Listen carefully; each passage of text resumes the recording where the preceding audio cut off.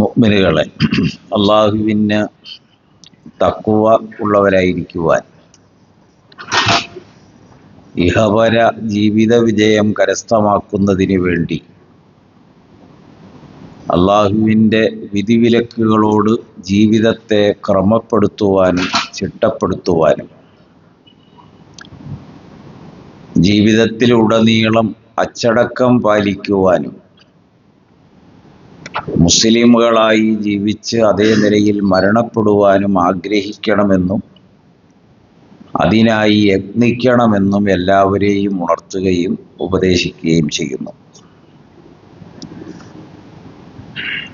നമ്മുടെ ജീവിതത്തെ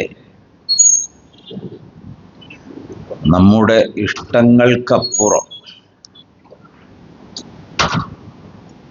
ചില കൃത്യതകളിൽ ബന്ധിപ്പിക്കുകയും അതിനോട് യോജിപ്പിച്ച് നിർത്തുകയും ചെയ്യൽ അനിവാര്യമാണ്.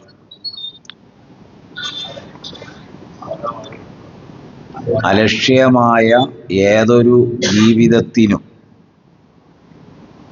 വിജയത്തിലെത്തിച്ചേരാൻ കഴിയില്ല എന്നതാണ് യാഥാർത്ഥ്യം.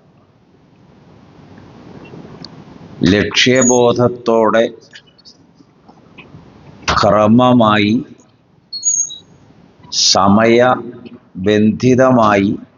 ജീവിതത്തെ അർത്ഥസമ്പുഷ്ടമാക്കുക എന്നത് വിശ്വാസികളുടെ കടമയാണ്. നമ്മുടെ ദൈനംദിന ജീവിതത്തെ രാപകലുകൾ ഉൾക്കൊള്ളുന്ന ഒരു ദിവസം, ആ ദിവസത്തിൽ നമ്മൾ ചെയ്യേണ്ടതും നമ്മൾ ഒഴിവാക്കേണ്ടതുമായ കാര്യങ്ങൾ അത് വേർതിരിച്ച് ശ്രദ്ധാപൂർവം നിലനിർത്തുവാനുള്ള യത്നമാണ് മുസ്ലിമുകൾ ചെയ്യേണ്ടത്. തഖ്വയെ സംബന്ധിച്ച ഖുർആനിൻ്റെ വിളംബരം അവിടെയെല്ലാം മുഫസ്സിറുകൾ നൽകുന്ന ഒരർത്ഥം ഇംതിസാലു അവാമിരില്ലാഹി വഇജ്തിനാബു നവാഹിഹി എന്നാണ്. അപ്പോൾ ഏതാണ്ട് ഒട്ടുമിക്ക തഫ്സീറുകളും കൊടുത്ത അർത്ഥവിവക്ഷ അള്ളാഹുവിൻ്റെ കൽപ്പനകൾ നിറവേറ്റുവാൻ ശ്രമിക്കുന്ന ഒരു ശ്രമം, അള്ളാഹുവിൻ്റെ വിരോധങ്ങളും നിരോധനങ്ങളും ഒഴിവാക്കുവാൻ ബോധപൂർവം എടുക്കുന്ന ഒരു ശ്രമം, ആ ശ്രമമാണ് യഥാർത്ഥത്തിൽ തഖ്വ. അത്തരം ഒരു ശ്രമത്തിലാണ് അള്ളാഹുവിൻ്റെ കൽപ്പനകൾ രാപകൽ ഭേദമന്യേ ജീവിതത്തിൽ ഉണ്ടാകണമെന്ന് ആഗ്രഹിച്ച് മനസ്സിലാക്കി അത് നിവർത്തിക്കുവാനുള്ള ഒരു പുറപ്പെടൽ. വിശുദ്ധ ഖുർആൻ ഉദാഹരണമായി നമസ്കാരം എന്ന വൈയക്തിക ഇബാദത്ത്, വ്യക്തി നിറവേറ്റുന്ന ഒരു വലിയ ഇബാദത്താണ്. ആ ഇബാദത്തിന് ഇന്ന സ്വലാത്ത കാനത്ത് അലൽ മുഅ്മിനീന കിതാബൻ മൗഖൂത്ത, ആ ആയത്തിൻ്റെ സമാപ്തി, അതിൻ്റെ അവസാന വാക്ക് കിതാബൻ മൗഖൂത്ത എന്ന് അറിയിച്ചുകൊണ്ടുള്ളതാണ്. വിശ്വാസികളുടെ മേൽ ചുമതലയാക്കപ്പെട്ടു, നിയമമാക്കപ്പെട്ടു, നിർബന്ധമാക്കപ്പെട്ടു നമസ്കാരം. അത് നിയമപരമായി ശാസനയുണ്ട്, സമയം നിർണയിച്ചുകൊണ്ടുള്ള ശാസനയാണ് അതിനകത്തുള്ളത്. 5 സമയം നമസ്കരിക്കുന്ന ഒരു വിശ്വാസിയെ സംബന്ധിച്ച് അവൻ ആ ദിവസം വളരെ കൃത്യമായ ഒരു ടൈം ടേബിളിൽ ജീവിക്കാൻ കഴിയും. കാരണം ആ നമസ്കാര സമയത്തിന്റെ ക്രമം അങ്ങനെയാണ്.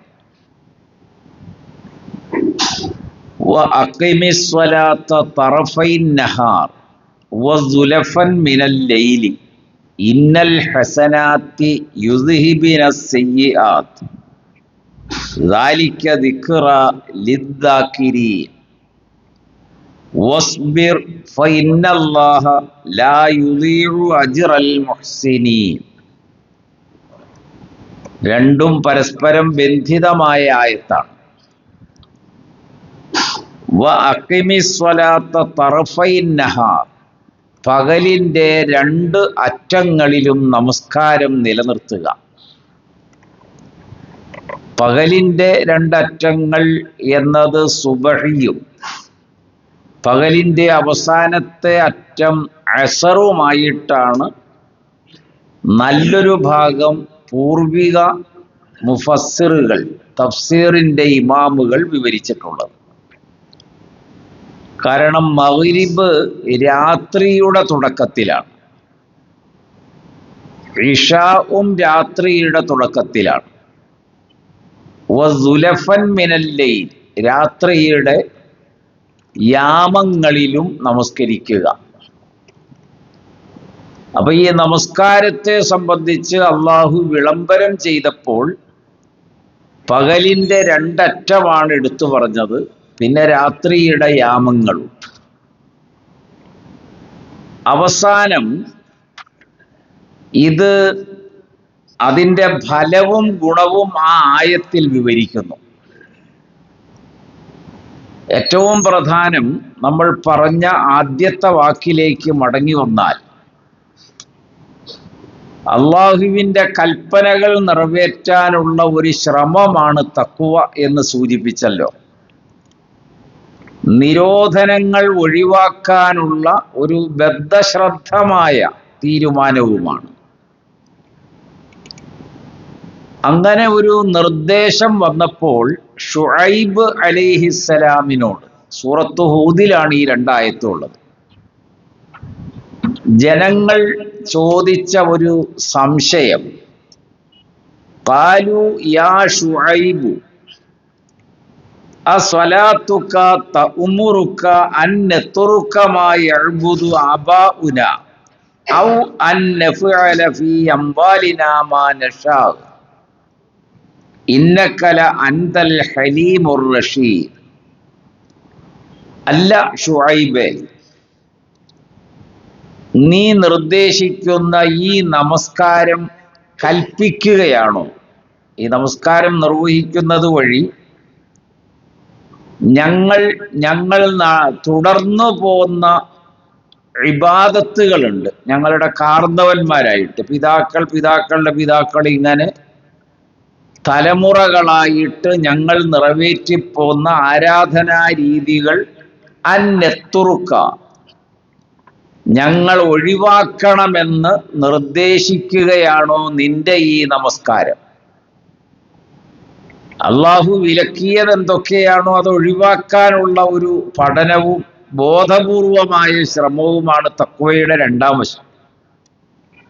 അതുകൊണ്ടാണ് അവർ ചോദിച്ചത്, നമസ്കരിക്കുന്ന ഒരാൾക്ക് ഇതൊക്കെ ചെയ്യാമെന്നല്ല, നമസ്കാരം നിലനിർത്തുന്ന ആളുകൾ നിരോധിതമായ എല്ലാ കാര്യങ്ങളും ഒഴിവാക്കണം. അതുകൊണ്ടാണ് ആ ജനത ആശങ്കയോടെ ഷുഐബിനോട് ഈ ചോദ്യം ചോദിച്ചത്. കാലങ്ങൾ പിന്നിട്ടപ്പോൾ ഇന്ന് നമസ്കാരമുള്ള ആളുകൾ സ്വഭാവത്തിൽ യാതൊരു മാറ്റവും വരുത്തുന്നില്ല. ജീവിത വിശ്വാസ ആചാര അനുഷ്ഠാനങ്ങളിലും മാറ്റം വരുത്തുന്നില്ല. നമസ്കരിക്കുന്നതോടൊപ്പം അതെല്ലാം ചെയ്യുന്നു. നിരോധിതമായ കാര്യങ്ങൾ എമ്പാടും നിറവേറ്റുന്നതിൽ ഒരു ലജ്ജാബോധവുമില്ലാതെ മുസ്ലിമുകൾ ചെയ്തുകൊണ്ടിരിക്കുന്നു. ഷുഐബിന്റെ ജനത ചോദിച്ചത് അതാണ്. ഞങ്ങളിപ്പോൾ ഈ നമസ്കാരം നിർവഹിച്ചാൽ ഞങ്ങളുടെ വിശ്വാസത്തെയല്ലേ ഞങ്ങൾ ബാധിക്കുന്നത്? അപ്പൊ വിശ്വാസത്തിലെ വികലമായതൊക്കെ ഞങ്ങൾ ഒഴിവാക്കണമല്ലോ. നമ്മൾ നമസ്കരിച്ചാൽ നമസ്കാരത്തോടൊപ്പം തന്നെ തൗഹീദ് നിലനിർത്തണമെന്നില്ല, ഷിർക്കുകളും ഉൾക്കൊള്ളാം. യാതൊരു വിഷമവും ആർക്കും തോന്നുന്നില്ല. അതുകൊണ്ടാണ് സൂറത്ത് ഹൂദിൽ ഈ വിവരം ഇങ്ങനെ അറിയിക്കാൻ കാരണം. ഔ അൻ നഫ്അല ഫീ അംവാലിനാ മാ നശാ, ഞങ്ങളുടെ സമ്പത്തുകളിൽ ഞങ്ങളുടെ ഇഷ്ടങ്ങൾ അനുസരിച്ച് അത് ഉപയോഗിക്കുന്നതിനും തടസ്സം ഉണ്ടാക്കുകയാണോ ഈ നമസ്കാരം? സമ്പത്ത് ഞങ്ങളുടേതാണ്, ആ സമ്പത്തിന്റെ ക്രയവക്രയം ഞങ്ങളുടെ ഇഷ്ടത്തിനും തോന്നലുകൾ അനുസരിച്ചുമാണ്. അപ്പൊ അതനുസരിച്ച് ഞങ്ങൾക്ക് ഞങ്ങളുടെ സമ്പത്തിന്റെ ക്രയവക്രയം ചെയ്യാനുള്ള അവകാശത്തെ നീ പഠിപ്പിക്കുന്ന ഈ നമസ്കാരം വഴി ഞങ്ങൾ ഒഴിവാക്കണമെന്നാണോ നീ നിർദ്ദേശിക്കുന്നത്? എന്നാൽ ഇവിടെ ഈ പകലിന്റെ രണ്ടറ്റവും രാത്രിയുടെ യാമങ്ങളിലും നമസ്കാരം നിലനിർത്തണമെന്ന് പറഞ്ഞിട്ട് തഖ്വയുടെ ആദ്യ വശത്തേക്ക് വരുന്നത്, ഇന്നൽ ഹസനാത്ത് യുദ്ഹിബിന സയ്യിആത്ത്, ഈ നന്മകൾ. അപ്പൊ നമസ്കാരം എന്നത് കേവലം ഒരു നന്മയിൽ അധിഷ്ഠിതമല്ല, അത് ഉണ്ടാക്കുന്ന ഒട്ടനവധി നന്മകൾ ആ മനുഷ്യന്റെ ജീവിതത്തിൽ ചുറ്റുവട്ടങ്ങളിൽ അവനോടൊപ്പം വളർന്നുകൊണ്ടിരിക്കും. അതുകൊണ്ടാണ് ഈ നന്മകൾ യുദ്ഹിബിന സയ്യിആത്ത്, ദോഷങ്ങളെയെല്ലാം അത് മായ്ച്ചു കളയും, ഇല്ലാതാക്കി കളയും. മോശമായ, ആക്ഷേപാർഹമായ, കുറ്റകരമായ, പാപങ്ങൾ നിറഞ്ഞ എല്ലാ പെരുമാറ്റ പ്രവൃത്തികളെയും അത് തടയുക മാത്രമല്ല, ശുദ്ധികലശം ചെയ്യും, മായ്ച്ചു കളയും ജീവിതത്തിൽ നിന്ന്. മുൻപ് നിങ്ങൾ എന്തു ആകാം, മുൻപ് നിങ്ങൾ പിടിച്ചു പറിച്ചിട്ടുണ്ടാകാം, മായം ചേർത്തിട്ടുണ്ടാകാം, പൂഴ്ത്തി വച്ചിട്ടുണ്ടാകാം, ഉപദ്രവിച്ചിട്ടുണ്ടാകാം, അവിഹിത വേഴ്ചകൾ നടത്തിയിട്ടുണ്ടാകാം, അക്രമം നടത്തിയിട്ടുണ്ടായിരിക്കും. പക്ഷേ ഈ നമസ്കാരം നിങ്ങളിൽ വരുത്തിയ മാറ്റം, അത് 24 മണിക്കൂറും രാത്രിയും പകലും നിങ്ങളിൽ വലിയ മാറ്റമാണ് വരുത്തുന്നത്.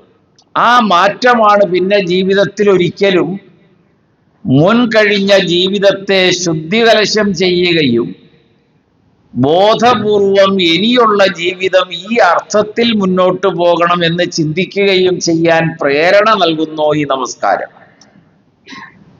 ബുഖാരി ഉദ്ധരിച്ച ഒരു ഹദീസ് നമുക്കൊക്കെ മനപ്പാടാണ്. അത് അള്ളാഹുവിന്റെ റസൂല് ചോദിച്ച ഒരു ചോദ്യോത്തരമായിട്ടാണ് ഹദീസിൽ വന്നത്. ലൗ അന്ന നഹ്റൻ, ഒരു പുഴയാണ്, അത് നിങ്ങളുടെ വീടിന്റെ മുന്നിലൂടെ ഒഴുകുന്നു. ജാരിൻ അമാമ ബുയൂത്തിക്കും, നിങ്ങളുടെ വീടുകളുടെ മുന്നിലൂടെ, അല്ലെങ്കിൽ ഒരു പുഴയുടെ അരികിൽ നിങ്ങൾ താമസിക്കുന്നു. അപ്പൊ നിങ്ങളുടെ വാസസ്ഥലത്തിന്റെ മുൻപിൽ നല്ല ശുദ്ധമായ ജലം ഒഴുകുന്ന ഒരു അരുവി, നിങ്ങൾ യഥേഷ്ടം 5 പ്രാവശ്യം അതിൽ കുളിച്ച് വൃത്തിയാവുന്നു. ഇത്രയും നിങ്ങൾ സങ്കല്പിച്ചാൽ ശരീരത്തിൽ എന്തെങ്കിലും ഒരു അഴുക്ക് അവശേഷിക്കുമോ? ഹൽ യബ്ക മിൻ ജസദിഹി വസഹുൻ, എന്തെങ്കിലും ഒരു അഴുക്ക് അവന്റെ ശരീരത്തിൽ അവശേഷിക്കുമോ? സഹാബികൾ പറഞ്ഞു ഇല്ല. അതുപോലെയാണ് 5 സമയ നമസ്കാരം.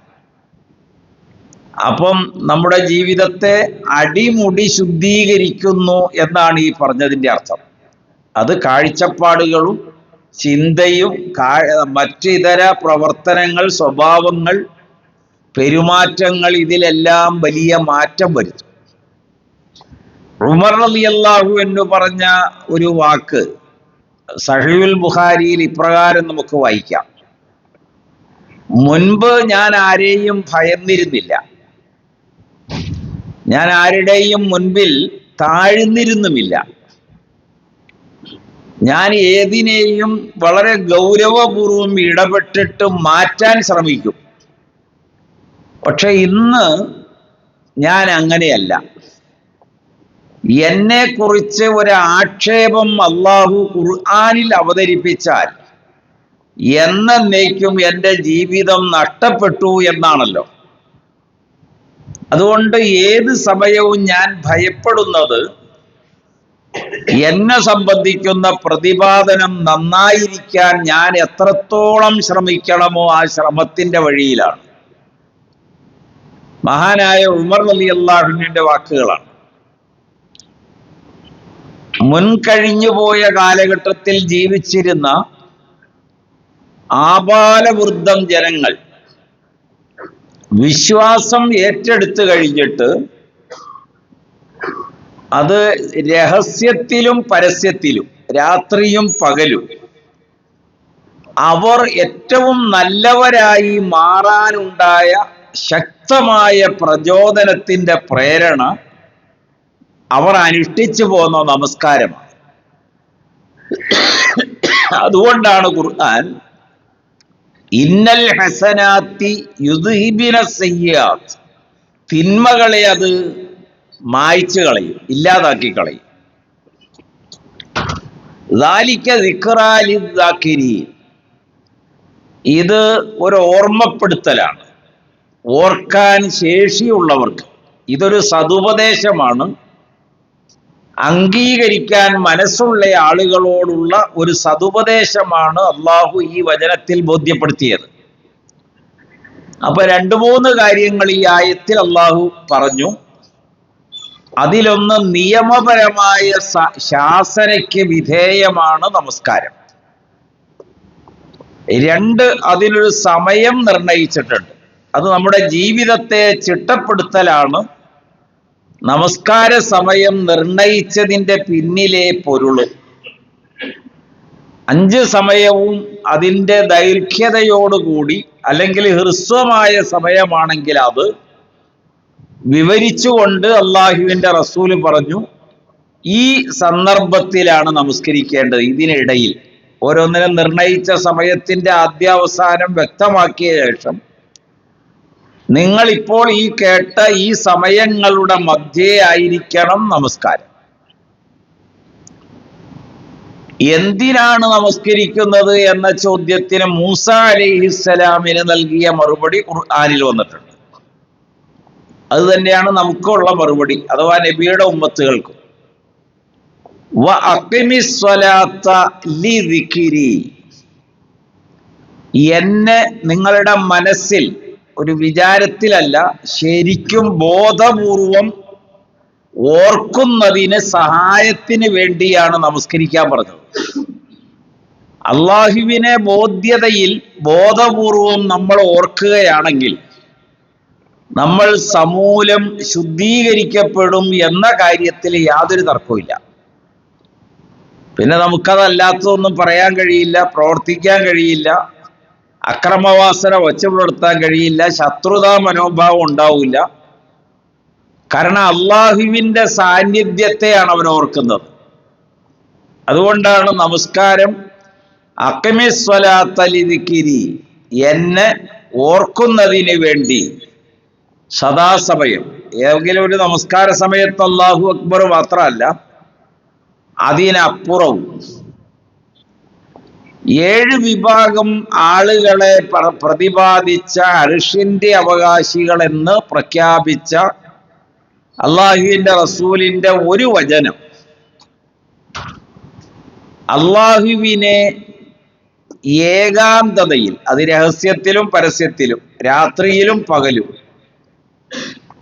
ഏത് സമയവും അള്ളാഹുവിനെ കുറിച്ച് വിചാരിക്കാൻ കഴിയുന്ന ഒരു കഴിവ്, ഓർക്കാൻ കഴിയുന്ന ഓർമ്മ, അവന്റെ നാമം ഉരുവിടാൻ കഴിയുന്ന സന്ദർഭം, അതിൻ്റെ പിന്നിൽ അവനെ കൊണ്ട് എത്തിക്കുന്ന സ്നേഹ മശ്രണമായ ആദരപൂർവം ഭയഭക്തിയോടെ അതിൻ്റെ അടിസ്ഥാനത്തിൽ അവൻ കരഞ്ഞു പോകും. കാരണം അത് അവൻ്റെ ഏറ്റവും പ്രധാനപ്പെട്ട ഒന്നാണ്. അള്ളാഹു അവൻ്റെ ഔദാര്യവും അനുഗ്രഹവുമാണ് സത്യത്തിൽ അവനെ അത്തരം ഒരു സങ്കടത്തിലേക്ക് എത്തിക്കുന്നത്. അങ്ങനെ അവൻ കരയാം. ഖുർആനിൽ ഒരു ആയത്ത് പരിസമാപ്തി കുറിക്കുവാൻ ഉപയോഗിച്ച വാചകം വല ദിക്റുല്ലാഹി അക്ബർ, അള്ളാഹുവിനെ സ്മരിക്കലാണ് ഒരു മനുഷ്യനെ സംബന്ധിച്ച് ഏറ്റവും വലിയ കാര്യം. ആ 7 വിഭാഗത്തിൽ ഒന്ന് ആരോഗ്യവും പ്രായവും യുവത്വവും സാഹചര്യവും ആഗ്രഹങ്ങളും എല്ലാം ഒത്തുചേർന്ന സന്ദർഭത്തിൽ ഒരു യുവതിയുടെ മുൻപിൽ ഒരാൾ പറയുന്ന വാക്കുണ്ട്. അത് സൂറത്ത് യൂസുഫിലും വന്നിട്ടുണ്ട്. ആ ആയത്ത് അതിലെ ഒരു വാചകമാണ്, ഇന്നി അഖാഫുല്ലാഹ റബ്ബൽ ആലമീൻ, റബ്ബുൽ ആലമീനായി അള്ളാഹുവിനെ ഭയപ്പെടണം, ഞാൻ ഭയപ്പെടുന്നു എന്ന് ഒരു സ്ത്രീ പറയലാണ്. ഭയപ്പാടുണ്ടാകുന്നതിന്റെ പിന്നിൽ പ്രവർത്തിക്കുന്നത് നമസ്കാരമാണെന്നാണ് ഈ പറഞ്ഞത്, അള്ളാഹുവിനുള്ള സ്മരണ. അപ്പോൾ ഒരാളിൽ വലിയ മാറ്റങ്ങൾ വരുത്തും, സമൂലമായി അയാൾ തസ്കിയത്തിന് വിധേയമാകും. എന്നിട്ട് അള്ളാഹു അറിയിച്ചത് വസ്ബിർ, നീ ക്ഷമ അവലംബിക്കണം. അള്ളാഹുവിന്റെ നിശ്ചയവും തീരുമാനവും അനുസരിച്ച് നിന്നിൽ വന്നു ഭവിക്കുന്ന എല്ലാ കാര്യവും ക്ഷമയോടെ ഉൾക്കൊള്ളാനുള്ള ഒരു ഈമാനിക ധൈര്യം നിനക്കുണ്ടാകണം. അതാണ് ഈ ക്ഷമ. ഫഇന്നല്ലാഹ ലാ യുളീഉ അജ്റൽ മുഹ്സിനീൻ, സച്ചരിതരുടെ ഒരു പ്രവൃത്തിക്കും ഒരു സമയത്തിനും അള്ളാഹു നിശ്ചയിച്ച പ്രതിഫലത്തിൽ ഒരു കുറവും വരുത്തുകയില്ല, നഷ്ടപ്പെടുത്തുകയില്ല, പാഴാക്കി കളയുകയില്ല. അതുകൊണ്ട് ജീവിതത്തെ സമൂലം മാറ്റിമറിക്കുന്നതിന് അള്ളാഹുവിന്റെ റസൂല് വളരെ കണിശതയോടെ പഠിപ്പിച്ച ഒരു കാര്യം നമസ്കാരമാണ്. അതിൽ ഒരു താല്പര്യം ജനിച്ചാൽ തീർച്ചയായും സമയബന്ധിതമാകും 24 മണിക്കൂർ. അപ്പൊ വേണ്ട പോലെ പകല് കിട്ടും, രാത്രിയും കിട്ടും, വിശ്രമവും ലഭിക്കും. യാ അയ്യുഹൽ മുസ്സമ്മിൽ ഖുമിൽ ലൈല ഇല്ലാ ഖലീല നിസ്ഫഹു അവിൻഖുസു മിൻഹു ഖലീല. ആ ആയത്തിൽ അള്ളാഹു ചേർത്ത് പഠിപ്പിച്ചൊരു വാചകമുണ്ട്. നിദ്രയിൽ കഴിയുന്ന അല്ലെങ്കിൽ അശ്രദ്ധയോടെ ആലസ്യത്തിൽ കഴിയുന്ന ഒരാളെ വിളിച്ചിട്ട് നീ നമസ്കരിക്കുക രാത്രി കുറച്ച് സമയം, അല്ലെങ്കിൽ അതിൽ കുറച്ച്, അല്ലെങ്കിൽ അതിൽ കൂടുതൽ, ഔ സിദ് അലൈഹി എന്ന് പറഞ്ഞിട്ട് ഖുർആൻ പഠിപ്പിച്ച ഒരു വാചകം കൂടിയുണ്ട്, വറത്തിലിൽ ഖുർആന തർത്തീല. മനസ്സിനെ, നമ്മുടെയൊക്കെ മനസ്സ് കാലുഷ്യം കൊണ്ട് നിറഞ്ഞു കവിഞ്ഞ മനസ്സിനെ ശാന്തതയിൽ അകപ്പെടുത്തുന്നതിന്, ശാന്തത അനുഭവിപ്പിക്കുന്നതിന് നീ ഭംഗിയായി താളക്രമത്തിൽ ഖുർആൻ പാരായണം ചെയ്യുക. അത് നമ്മൾ അതിനകത്ത് ജീവിക്കുന്ന ഒരു ജീവിത പ്രതീതി നൽകലാണ് ആ ഖുർആൻ പാരായണം. ഈ അടുത്ത കാലത്ത് നമ്മുടെ ബാങ്ക് നബി സല്ലല്ലാഹു അലൈഹി വസല്ലം പറഞ്ഞത് ഒറ്റ വാക്ക് ഇങ്ങനെ ഒരു പരിക്കൻ ശബ്ദത്തിൽ അല്ലാഹു അക്ബർ പറഞ്ഞ് ബാങ്ക് വിളിച്ച് തീർക്കുകയല്ല, മറിച്ച് റത്തിലിൽ അദാൻ, അവിടെ ഉപയോഗിച്ച വാചകം ഖുർആനിന്റെ ഈ പദമാണ്. താളലബ്ധമായിട്ട് ബാങ്ക് വിളിക്കണം. അപ്പൊ ഈ അടുത്ത കാലത്ത് ഒരാൾ കണ്ടെത്തിയത് ബാങ്ക് കർണാടക സംഗീതത്തിന്റെ 14ാമത്തെ രാഗമാണെന്നാണ്. അയാൾ വളരെ ഭംഗിയായിട്ട് ബാങ്ക് വിളിക്കുകയും അതെങ്ങനെയാണ് സംഗീതാത്മകമായത് എന്ന് സദസ്സിനെ ബോധ്യപ്പെടുത്തുകയും ചെയ്തു. രാഗം ഏതാണെന്ന് എനിക്ക് മനസ്സിൽ വന്നില്ല. ഞാൻ സൂചിപ്പിച്ചത് റത്തിലിൽ ഖുർആന തർത്തീല, ഖുർആൻ അങ്ങനെ ക്രമപ്രവൃത്തമായിരിക്കണം, താളലയലബ്ധമായിരിക്കണം, സംഗീതാത്മകമാകണം. എന്തിനാണെന്ന് ചോദിച്ചാൽ നിങ്ങളുടെ മനസ്സ് അതിനകത്ത് നീന്തി തുടിക്കും. നിങ്ങളുടെ മനസ്സിന്റെ എല്ലാ വിഷാദവും അതുവഴി നീങ്ങും, എല്ലാ ദുഃഖഭാരവും ഒഴിവാകും. അപ്പൊ നമസ്കാരവും ഖുർആൻ പാരായണവും കൽപ്പിച്ചു. അപ്പൊ അള്ളാഹു ബോധ്യപ്പെടുത്തിയത് ഒരു വലിയ ജനാവലിയെ ഇളക്കിമറിച്ച് മാറ്റിമറിച്ച് സംശുദ്ധരാക്കി ഏറ്റവും ഉത്തമരാക്കി മാറ്റുന്നതിന് ഉപയോഗിച്ച വിശ്വാസത്തോടൊപ്പം അവരനുഷ്ഠിച്ചു വരുന്ന ഏറ്റവും മഹിതമായ ഇബാദത്ത് നമസ്കാരമാണ്. അതിൽ വേണ്ടത്ര ഗൗരവവും ശ്രദ്ധയും നമ്മൾ പുലർത്തണം. അള്ളാഹു നമ്മെ അനുഗ്രഹിക്കുമാറാകട്ടെ.